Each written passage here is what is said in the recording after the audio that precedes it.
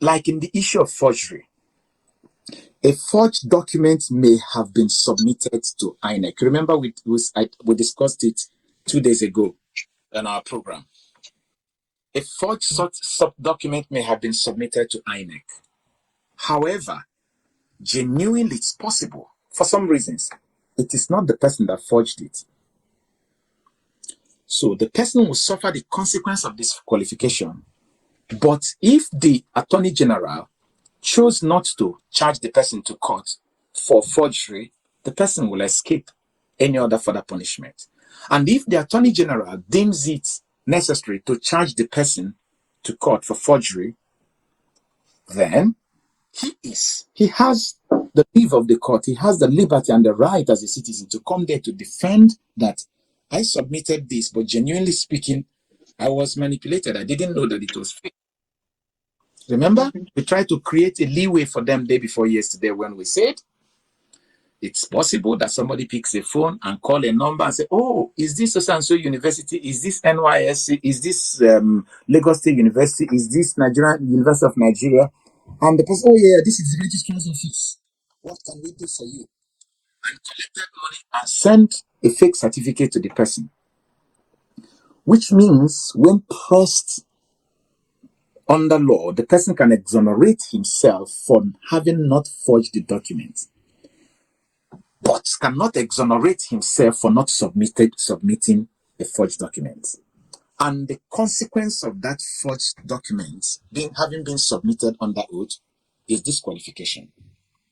The appeal court in the case of ANPP and PDP in Bauchi State Federal House of Rep, as I mentioned, stated it clearly that the person don't necessarily need to have been the person who forged the document.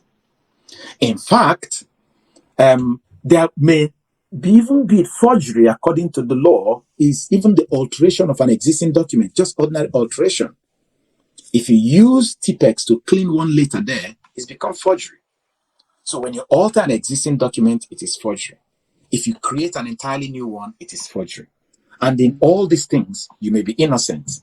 You may not know that you're, just like you stay in Lagos, you know how they have duped some people with fake pounds and fake dollars, fake foreign currency.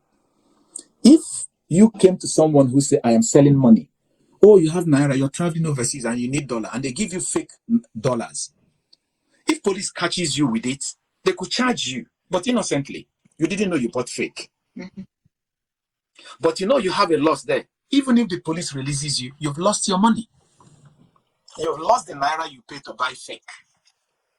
I like to break things down so that people will understand this thing. I don't know why they look like this thing is so big a thing to understand. So let's move again. Section 137, subsection 1D. So section 137, subsection 1A has now dealt with this issue of dual nationality. And I related it with section 28, subsection 1, showing that what PDP is pushing for in the case of dual nationality has absolutely nothing to do whether if you're a national of Nigeria by birth and you have the citizenship of another country, whether you're disqualified. They are pushing for the fact that in the form where that question was asked, instead of someone saying yes, because when you say yes, the next question will be which country? The person said yes. And because he has said yes, there was no need for the next question, which is which country? So he has deprived INEC the information of knowing a country where he had been a second citizen by saying no. Mm-hmm. Simple. And that is disqualification based on section 29, subsection 2 of the Electoral Act. That's disqualification.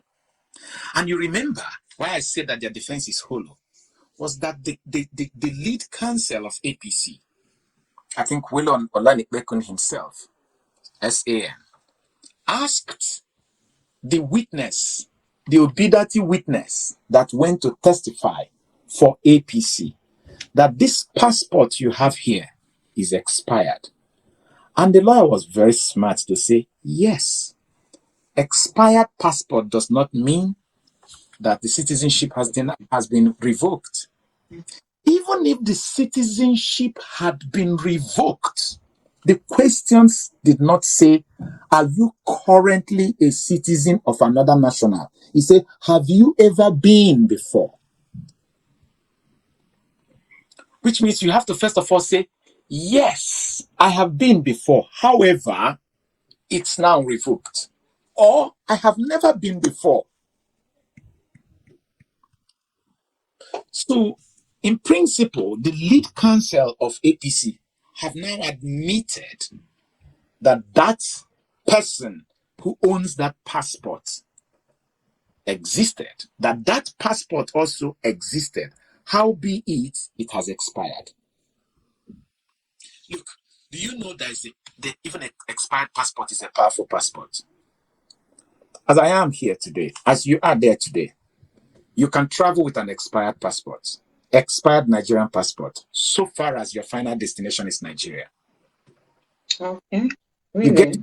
You get to the airport, you show them the expired passport, and they say in the immigration, maybe at Schiphol or Charles de Gaulle or what do you call it? Frankfurt, Heathrow, JFK, anywhere, you boldly just flash them your green passport. They say expired, you say, yeah, I'm going home. I'm going home.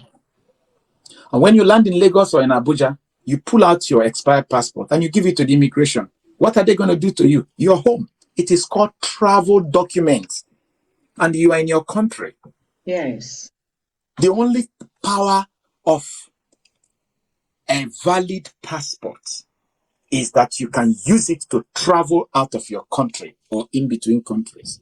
But if you're heading back home to your motherland, do you need a passport to live in Nigeria? Do you need a passport to travel from there to Port Harcourt? So, you can still, it's not a completely useless document. It is not. Okay, so you see, we have debunked the arguments because the question they asked their witness suggests that the only claim they are coming there to make is that this man has a right to hold another citizenship because he's a Nigerian by birth. But that's not the question they are coming to defend. They are coming to defend why he said no when he should have said yes, period. They are coming to defend why he should violate Section 29 of the Electoral Act, subsection 2. Okay. Section 137 of the 1999 Constitution, subsection 1D says, a person shall not be qualified for election to the office of the president if he is under a sentence of death imposed by any competent court of law or tribunal in Nigeria